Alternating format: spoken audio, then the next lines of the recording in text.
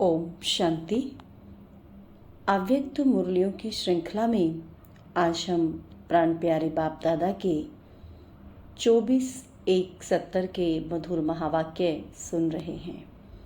ब्राह्मणों का मुख्य धंधा समर्पण करना और कराना।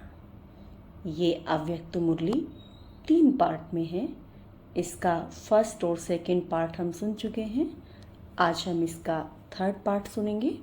अगर आपने अभी फर्स्ट सेकंड पार्ट नहीं सुने हैं तो डिस्क्रिप्शन में लिंक दिया है, आप पहले फर्स्ट और सेकंड पार्ट सुने, फिर आप थर्ड पार्ट सुने। आज बाबा ने कहा, अपने घर में आए हो यह समझते हो। जब कोई भटका हुआ अपने घर पहुंच जाता है तो जैसे विश्राम मिल जाता है, तो यहाँ विश्राम की भासना आती है। स्थान मिलने से विश्राम की स्थिति हो जाती है। सदैव विश्राम स्थिति में समझो।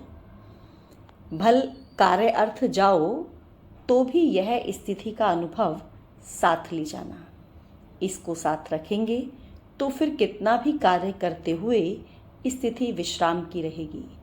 विश्राम अवस्था में शांति सुख का अनुभव होता है। अपने में जब शक्ति आ जाती है तो फिर वातावरण का भी असर अपने पर नहीं होता, लेकिन हमारा असर वातावरण पर रहे।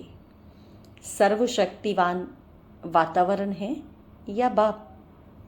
जबकि सर्वशक्तिवान बाप के बच्चे हो तो फिर वातावरण आपसे शक्तिशाली क्यों? अपनी शक्ति भूलने से ही वातावरण का असर होता है। जैसे डॉक्टर कोई भी बीमारी वाले पेशेंट के आगे जाएगा तो भी उनको असर नहीं होगा, वैसे ही अपनी स्मृति रखकर सर्विस करनी है। यह अपने में शक्ति रखो कि हमें वातावरण को बनाना है, ना कि वातावरण हमको बनावे। युगल होते हुए भी अकेली आत्मा की स्मृति में रहते हो। आत्मा अकेली है ना। अगर आत्मा को संबंध में आना ही है तो किसके? सर्व संबंध किससे हैं? एक से। तो एक से दो संबंध, एक से दो भी संबंध बनाना है, बाप और बच्चे। तीसरा कोई संबंध नहीं। सर्व संबंध को एक से जोड़ना है। एक से दूसरा शिव बाबा।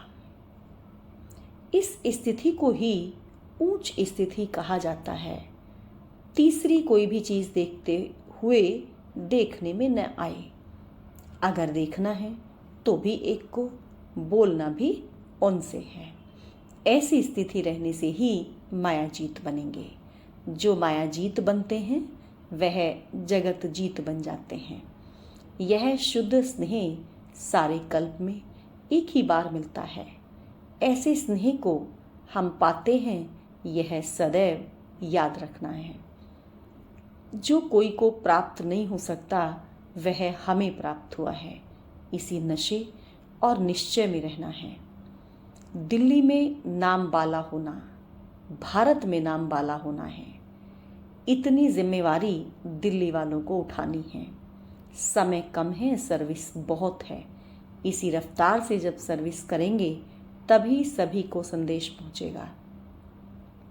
कोई को धनवान बनाने के लिए मौका देना भी महादान है, और महादान का फल भी इतना ही मिलता है। बाप को सदैव साथ रखेंगे तो माया देखेगी इसके साथ सर्वशक्तिवान बाप है तो वह दूर से ही भाग जाएगी। अकेला देखती है तब हिम्मत रखती है। शिकार करने जब जाते हैं तो कोई भी जानवर वार ना करे तो इसके लिए क्या करते हैं? इसके लिए आग जलाते हैं। तो वैसे ही याद की अग्नि जली हुई होगी तो माया आ नहीं सकेगी। यह लगन की अग्नि बुझनी नहीं चाहिए। साथ रखने से शक्ति आपे ही आ जाएगी। फिर विजय ही विजय है। बाप दादा को बुजुर्ग माताएं सबसे प्यारी लगती हैं, क्योंकि बहुत दुखों से थकी हुई हैं। तो थके हुए बच्चों पर बाप का स्नेह रहता है। इतना स्नेह बच्चों को भी रखना है। घर बैठे भी याद की यात्रा में पास हो गए तो भी आगे बढ़ सकते हो। जितना याद की यात्रा में सफल होंगे तो मन की भावनाएं भी शुद्ध हो जाएंगी। सभी सर्विस में सहयोगी हो रहते हो। बाबा ने कहा, सभी सर्विस में सहयोगी हो रहते हो। जितना दूसरों को संदेश देते हैं उतना अपने को भी संपूर्णता का संदेश मिलता है, क्योंकि दूसरों को समझाने से अपने को संपूर्ण बनाने का न चाहते हुए भी ध्यान जाता है। तो यह सर्विस करना भी अपने को जैसे कि संपूर्ण बनाने का मीठा बंधन है। इस बंधन में जितना अपने को बांध लेंगे उतना ही सर्व संबंधों से मुक्त होते जाएंगे। सर्व बंधनों से मुक्त होने का साधन क्या हुआ? एक बंधन में अपने को बांधना। यह मीठा बंधन भी अब का ही है, फिर कभी नहीं होता। सभी इस ईश्वरीय बंधन में बंधी हुई आत्माएं हैं। श्रेष्ठ कर्म करने से ही श्रेष्ठ पद मिल सकता है और श्रेष्ठाचारी भी बन जाते हैं। एक ही श्रेष्ठ कर्म से वर्तमान भी बन जाता है और भविष्य भी बनता। जिससे दोनों ही श्रेष्ठ बन जाएं, वह कर्म करना चाहिए। अहमदाबाद को सभी से ज़्यादा सर्विस करनी है, क्योंकि अहमदाबाद सभी सेंटर्स का बीज रूप है। बीज में ज़्यादा शक्ति होती है। खूब ललकार करो, जो गहरी नींद में सोए हुए भी जाग उठें। कुमारियाँ तो बहुत कमाल कर सकती हैं। एक कुमारी में जितनी शक्ति है तो इतनी सर्विस में सफलता दिखानी चाहिए। कुमारियाँ पुरुषार्थ में, सर्विस में सभी से तेज जा सकती हैं। शक्तियाँ सर्विस में आगे हैं व पांडव अपना यादगार है। हम कल्प पहले वाले पांडव हैं। कितने बार पांडव बने हो? जो अनगिनत बार होती है वह पक्की याद रहती है ना।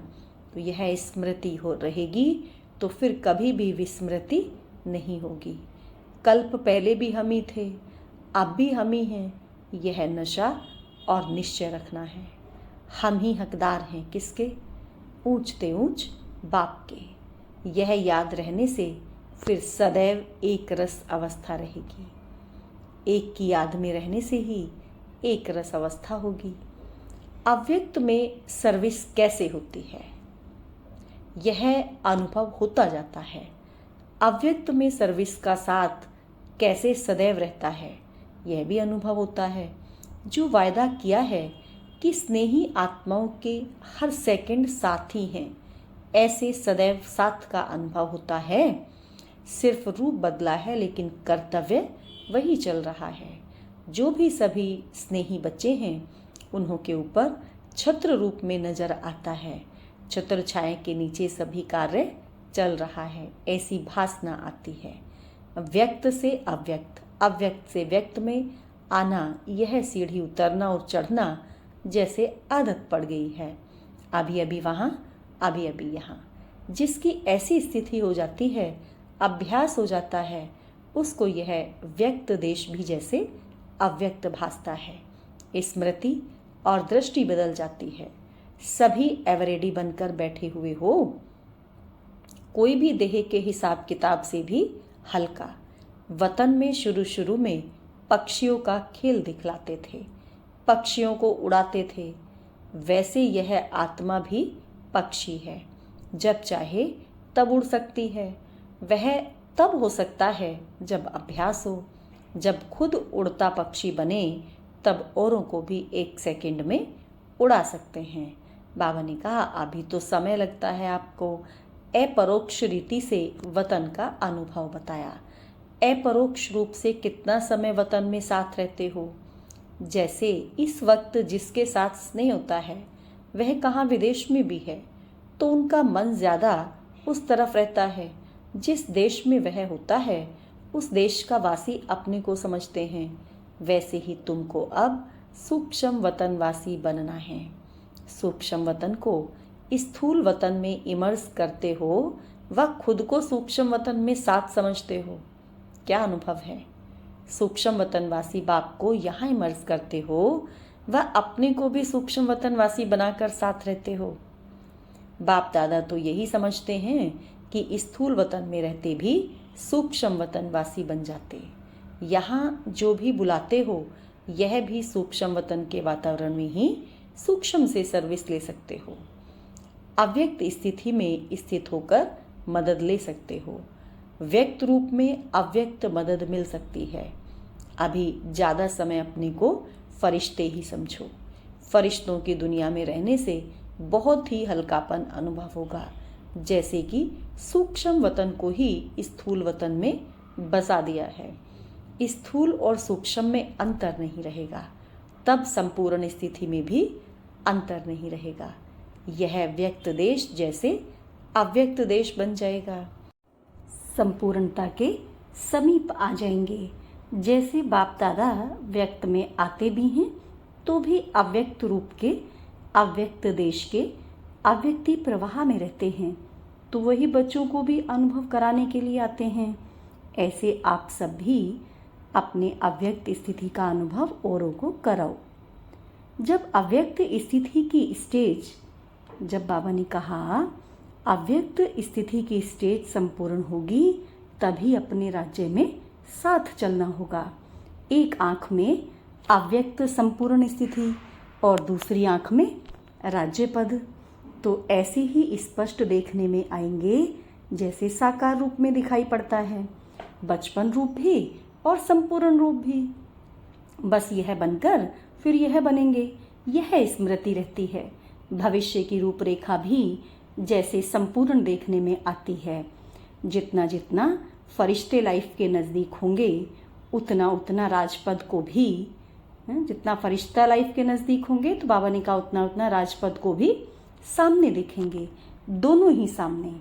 आजकल कई ऐसे होते हैं जिनको अपने पद की पूरी स्मृति रहती है, तो यह भविष्य भी ऐसे ही स्मृति में रहे, यह बनना है।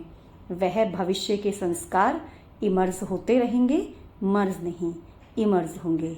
अच्छा, ओम शांति।